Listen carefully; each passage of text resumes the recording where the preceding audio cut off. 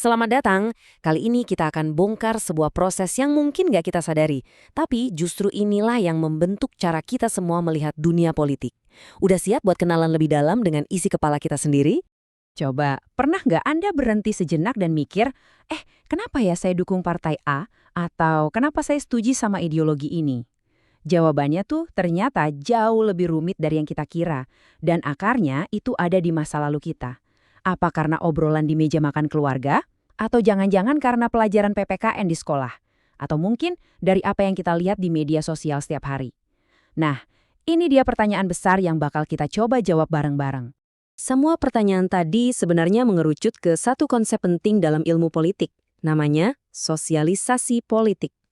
Anggap aja ini sebagai kacamata buat kita ngertiin gimana sih perjalanan panjang yang membentuk keyakinan dan sikap politik kita masing-masing.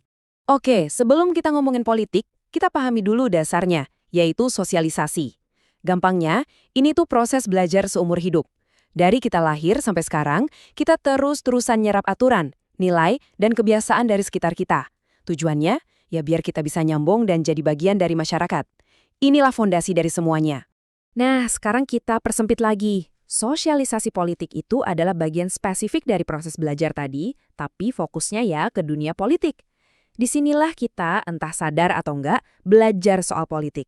Ini bukan cuma soal milih siapa di pemilu loh, tapi lebih dalam lagi. Tentang gimana kita memahami nilai-nilai kayak keadilan, kebebasan, dan gimana seharusnya sebuah negara itu jalan. Ini intinya adalah proses transfer budaya politik. Kutipan dari Kenneth P. Langton ini pas banget buat merangkum semuanya. Sosialisasi politik itu ya mekanisme pewarisan. Sama kayak kita mewarisi bahasa atau tradisi keluarga, budaya politik sebuah bangsa, nilai-nilai dan kepercayaannya juga diwariskan, dijaga, dan kadang ya diubah dari satu generasi ke generasi selanjutnya. Terus, siapa sih yang mewariskan ini semua? Proses ini kan nggak terjadi di ruang hampa. Ada pihak-pihak tertentu, atau yang kita sebut agen, yang perannya itu kayak arsitek bagi pandangan politik kita. Yuk, kita kenalan sama mereka satu persatu.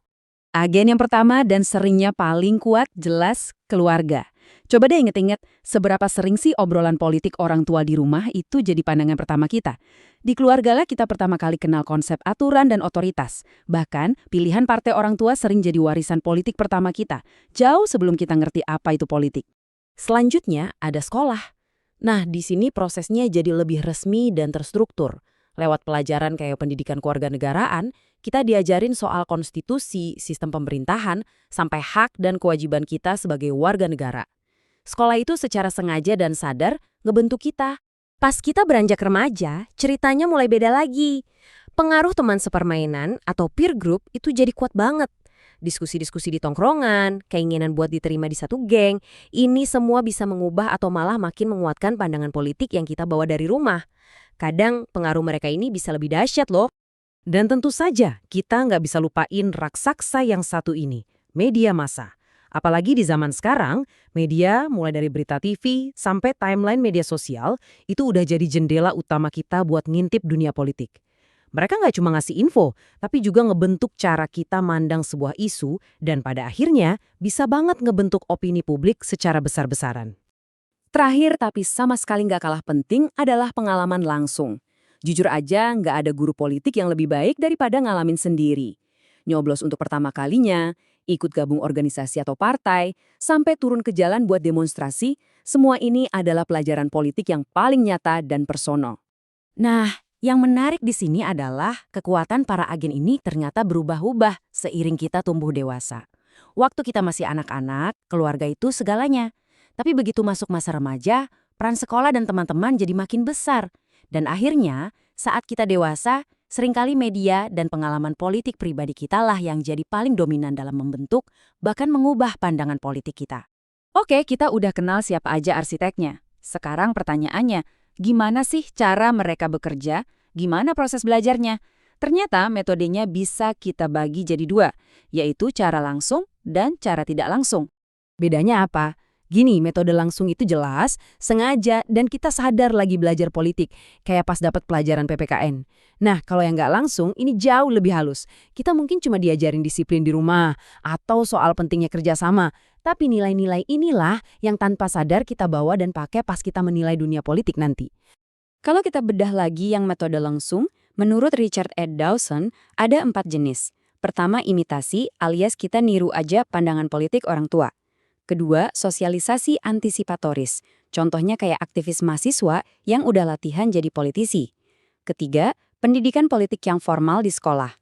Dan terakhir, ya pengalaman politik langsung yang tadi udah kita bahas.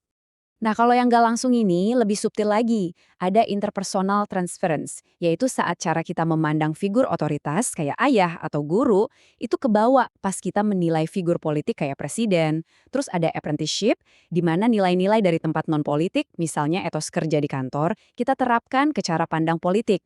Terakhir, generalization, yaitu saat kita ngambil nilai umum kayak gotong royong dan kita jadiin prinsip berpolitik.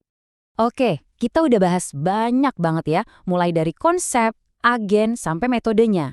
Tapi mungkin ada yang nanya, terus kenapa? Kenapa kita perlu tahu semua ini? Apa sih pentingnya buat kita sehari-hari?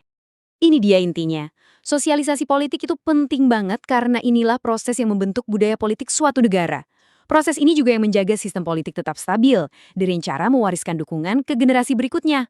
Kalau buat kita, ini ngebantu banget buat ngerti, oh pantes si A milih X, atau kenapa ya banyak anak muda yang apatis.